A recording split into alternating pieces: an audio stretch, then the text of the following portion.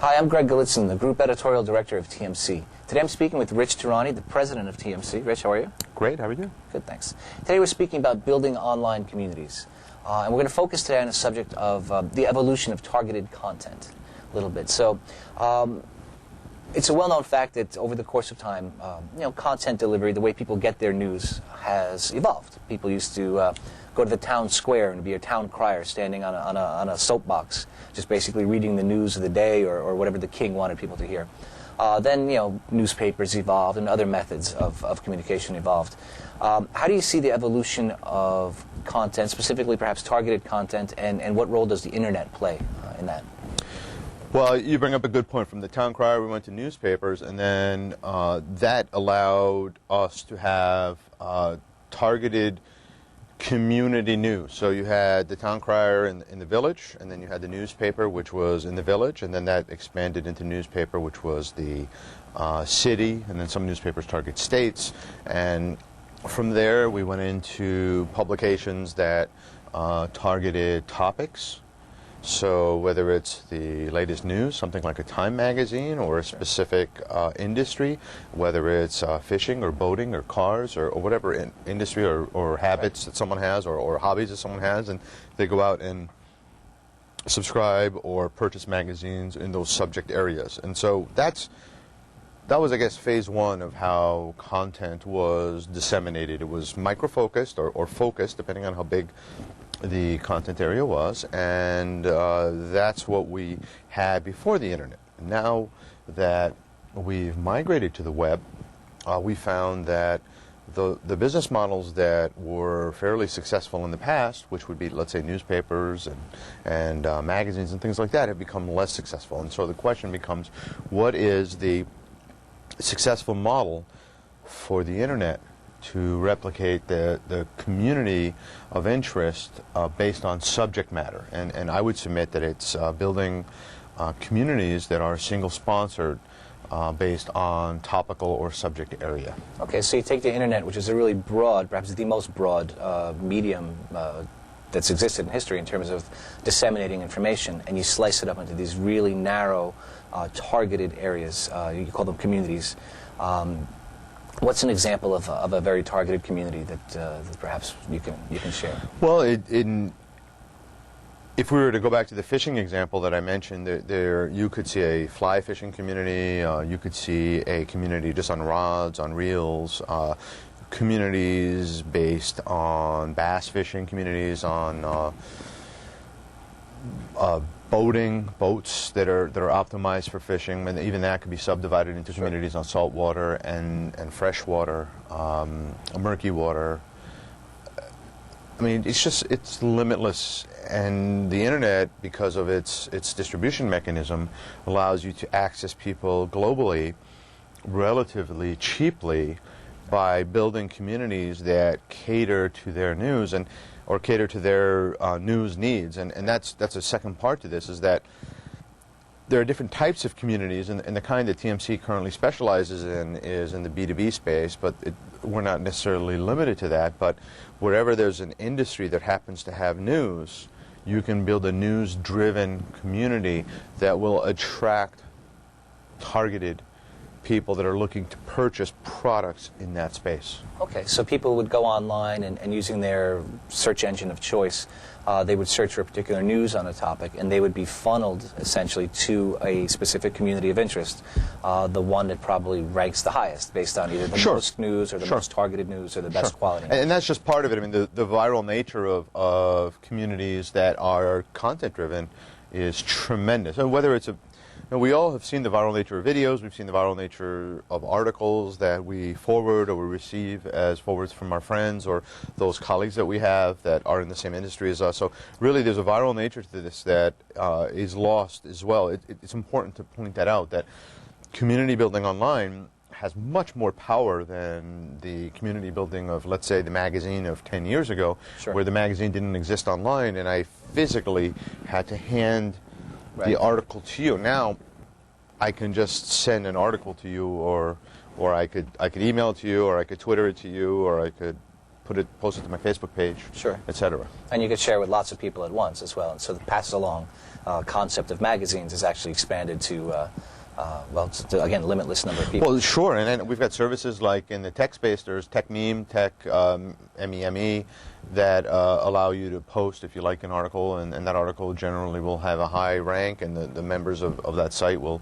go to it. And Dig is another example of a site that is a place people go when they like content. So if you have good, high quality content in virtually any subject matter, it gets disseminated, and that's the beauty of the internet, is that this information just gets to the right person. And there are people that will tell you that information finds them. They don't have to do very much. I mean, they have their news alerts, they have their XML feeds, but the conversation gets to them because of their social circle. Right. Whether it's Facebook or LinkedIn or whatever it is that they use. Okay. So we're talking about how news serves a community and actually helps to build that community of interest. Once that community of interest is built, certainly advertisers would probably be very interested in reaching that very narrowly focused community. What are your thoughts on it? Well, we have come to a point where many newspapers and magazines will not make it into the future. We've seen newspapers fold. Yeah, that's true. We've seen magazines fold. We will see more magazines fold. We will see more newspapers fold. There is an interesting dichotomy between the people that read these products and the people that sponsor or advertise in these products. Many people still enjoy reading a newspaper. They still enjoy reading a magazine. That does not mean that an advertiser can advertise. Now, that may seem like it doesn't make any sense, but here's the reasoning what's happening. Number one, it's become out of fashion to advertise in print, according to some. So it becomes challenging for people to get those marketing dollars for a print publication. But moreover, the measurability of the print publication, whether it's a newspaper or a magazine, is not as sophisticated as it is for online products. When you get to a single sponsored community where a company owns the branding on that community, the ability to view the metrics and use the metrics and reporting as justification for the spend, but not only that, but also the measurement vehicle of the success and the conversion to sales grows tremendously. By having communities of interest that resonate with buyers and then having a single sponsor for them, the success rate of the media world increases tremendously. So really, it's not that the internet necessarily is failing. It's just there's a series of changes that the old world media companies have to make to be able to generate revenue online. Right. And it's a fairly well-known fact that the web allows you to create interactive and very interesting forms of advertising, which users, I mentioned interactive, right? So users can interact with the ad. You can really target that ad to a specific user. They could then utilize that ad in a way that best suits their needs, or they could choose to respond or not respond, or they could forward that ad if it's a viral video type of ad or something like that, and also help spread it around. So these are things you cannot do, just physically could not do with a print format. Well, if you do it in a community format, regardless of, let's say it's a fly fishing community, you also have the added benefit. If you're reading a newspaper, you tend to not have the frame of mind that you would want to have when someone's reading the newspaper when you advertise, let's say, a car or a watch or something like that. But with fly fishing, as an example, a fly fishing magazine that happens to have ads from fly fishing companies, whether they make rods or reels, you've got a very closely tied connection between the ad and the content. And that is, it's an important part of marketing. TV doesn't necessarily allow that. And buyers want that. If you're looking in car magazines, the ads to you are, in many cases, just as important as the editorial, because you want to see what the advertisers are saying, you want to see the pictures of the cars, you want to see what they look like.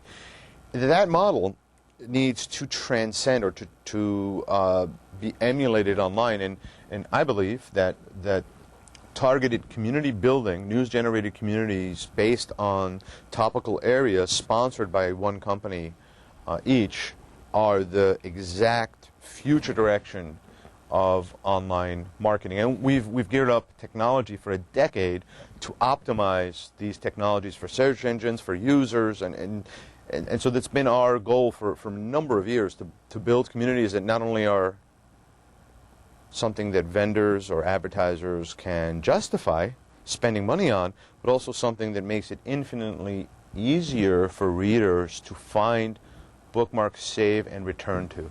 Right. Yeah, and maybe we can talk a little bit about that. TMC's created what we call internally a content targeting engine, right? A content targeting engine that drives specific editorial. And that, again, it's a tool to help build that community of interest. Sure. And so picture, if you will, a massive series of web servers that on a daily basis, or let's say a weekly basis to make this a little bit easier, will input 12 to 20,000 syndicated articles and press releases from around the world. So some of the best content from around the world coming into a massive database. On top of that, anywhere from 500 to 1,000 to 1,500 originally written stories by TMCnet writers, bloggers, etc., all funneling into a massive database while simultaneously being indexed for keywords by numerous servers that simultaneously are taking the best content and the appropriate content and placing that content on a series of thousands of web pages on a website. Now picture this being done and refined for a period of a decade, where sites have been optimized and ranking very high, and subsequently these high sites have been found by people looking to link on their blogs, on their articles, etc., on their websites. They in turn link back to this content, which ranks all of the sites higher because of the additional links. So that content targeting, unique proprietary content targeting technology that TMC has been not only pioneering, but evolving and evolving and evolving. And as we sit here in this room, there's an evolution of that content targeting engine, because it never ceases to continue to improve and be optimized and made better, so that at the end of the day we can attract better and more qualified buyers and people that are looking to purchase to the site, to match them, pair them up with the people that are looking to sell product. It's a win-win for a media company that's figured out a model for the future of the internet and publishing, but it's also, more importantly, it's a solution that allows advertisers to justify their spend and become a hero in their company. And also for readers who, at the end of the day, want to be able to have targeted content focused on a specific subject area in an easy-to-find location that they could just click on, read the articles that they need to read, and then go about doing their job successfully. Right. Well, it certainly sounds like it's a plan that's evolving. And that we're starting to see some fruits of that labor already, with the ability to build many different communities, over 100, I think, at last count, and attract that type of audience. Yeah, over 100 are live now. In the history of the program, over the decade, we've built over 200. 10 companies have multiple communities. It's been a very successful product, and I'd like to say that even in a time when people are really keeping an eye on their budgets and looking to be cautious in their spend, it actually is more cost-effective to outsource some of the marketing to a strong media company that builds communities for you than it is to use any other sort of mechanism to get the word out to customers. And really a slowdown in sales, which is what this economy is, right, is best offset by getting the message out to as many potential buyers as possible, as inexpensively as possible, to try to boost sales. Right. Yeah. I mean, I've read things that you've written in the past about in a down economy, it's a time to increase your marketing efforts. Only if you want to keep your sales level or increase your sales. If you don't, right, if you want the slowdown to be a self-fulfilling prophecy, and I'll tell you, a lot of senior executives cut marketing budgets across the board. What is probably a better thing to do is to reallocate marketing budgets to things that are measurable, things that are cost-effective, and products that pay for themselves very quickly. And as a general rule, the internet is a very inexpensive medium to use when you're looking for new customers, and it's infinitely measurable, infinitely flexible. And if you find the right media partner, whoever that may be, you really are able to generate the right quality of leads, page views, impressions, branding, all at the same time, reasonably. Excellent. Well, Rich, thank you very much for taking the time today. Thank you. I'm Greg Galitzin, Group Editorial Director of TMC. Today we've been speaking with Rich Tarani, the President of TMC. Thank you. Thank you.